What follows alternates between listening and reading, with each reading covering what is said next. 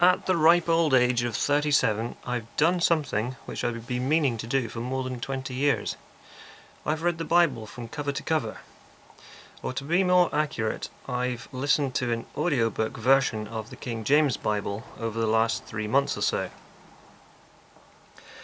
As a curious unbeliever, I wanted to find out what it was about this particular collection of 66 old books which has convinced so many people that there is a God and that he takes an active interest in human affairs, particularly a collection of 12 tribes from the Middle East and their trials and tribulations from about 6,000 to just under 2,000 years ago. I've long held the view that the stories in the Bible, some of which I'd read before, were mainly mythological but loosely based on historical events.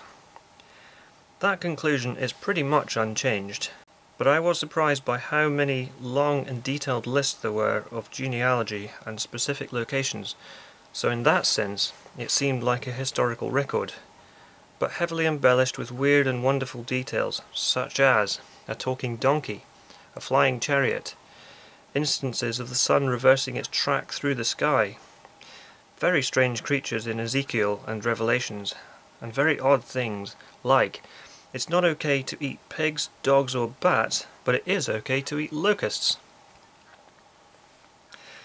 And then there are numerous inconsistencies, such as Jesus saying that your soul will go to heaven if you simply believe in him, whereas in the book of James it's claimed that you also have to do good works. And then there's Moses being told by God to command the people not to kill, but later saying that witches, adulterers, homosexuals and many other alleged wrongdoers must be put to death. Those commandments, those orders which must be obeyed without question, seem clear enough in isolation, but together they seem contradictory. I guess it must mean don't kill anyone from your own tribe who is behaving or following in the ways of the Lord, but if anyone steps out of line, the punishment is swift and decisive.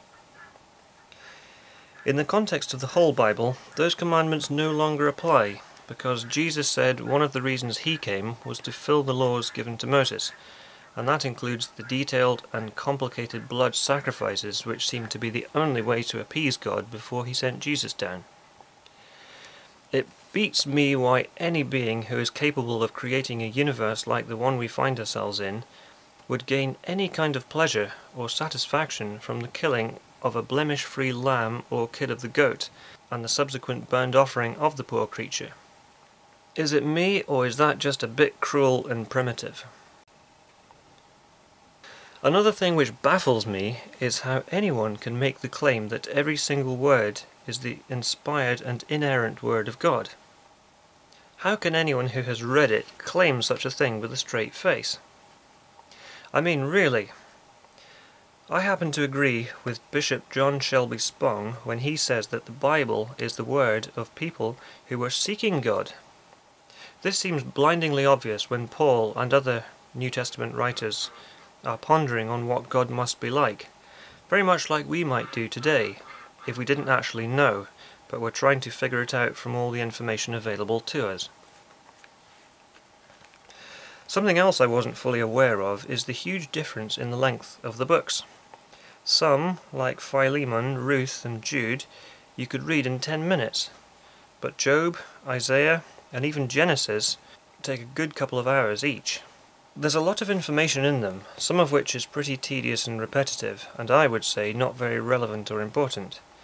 But hey, that's my biased opinion rearing its ugly head.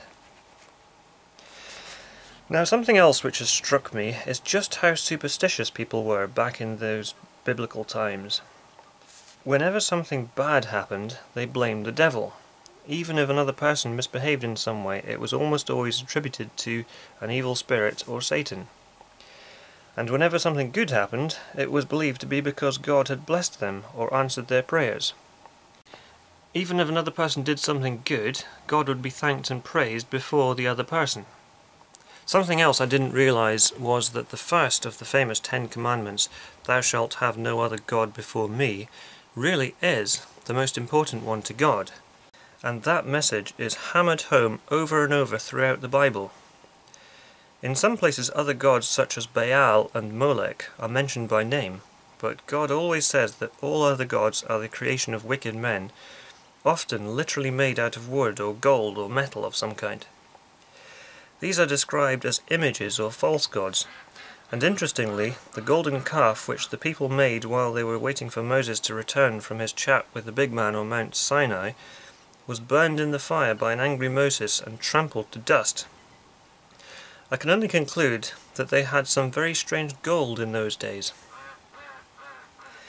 The very idea that people felt the need to worship seems strange to me, but it was obviously very important to them back in those days.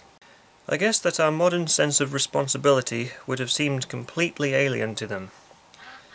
Now, the Bible doesn't allow for human beings or pretty much anything to have existed more than 6,000 or 10,000 years ago, if it's interpreted literally. But we know from having met tribal people from places like Papua New Guinea and the Amazon rainforest that they are deeply superstitious and attribute good and evil spirits not only to people but to animals, plants and even rocks. And our anthropological studies indicate that our ancient ancestors were a lot like this. Obviously we're going back a lot further than the supposed date of Adam and Eve. I remember reading about the cargo cults of Polynesia when I was a teenager and being slightly disturbed by that. At that time, I thought that there probably was a god or some kind of spiritual dimension, so my belief was shaken, and deep down I probably realized that this held the key to seeing through supernatural beliefs, but I kind of buried those thoughts. I guess I wasn't ready to ponder their implications just yet. It's not too hard to imagine how polytheistic religions developed from such superstitious thought processes, and then when the religions became more powerful and eager to control the people, the idea of a single, all-powerful, all-knowing God, a being whom the priests could invoke and say to the people, "You better do what the big fellow wants. Don't blame us if you don't like it. We're just the messengers." And so you arrive at a situation where people are frightened into behaving and thinking in a particular way. Of course, that's a rather cynical and simplistic view of religion, but I hope that those who are terrified by the threat of burning in hell for having doubts about stories they're told are true, even though they sound like myths and legends, I hope that more people will find the courage to look at this thing called doubt, examine it closely and realize that it's not the terrible monster they've been led to believe. I think of God and the devil as a kind of good cop, bad cop scenario, a bit like a carrot and stick approach, designed to lead people in a particular direction. It's almost as if God is the ultimate boogeyman. Just to be clear, these thoughts of mine mainly apply to a literal interpretation of the Bible. Thank you for watching, and see you in the next video.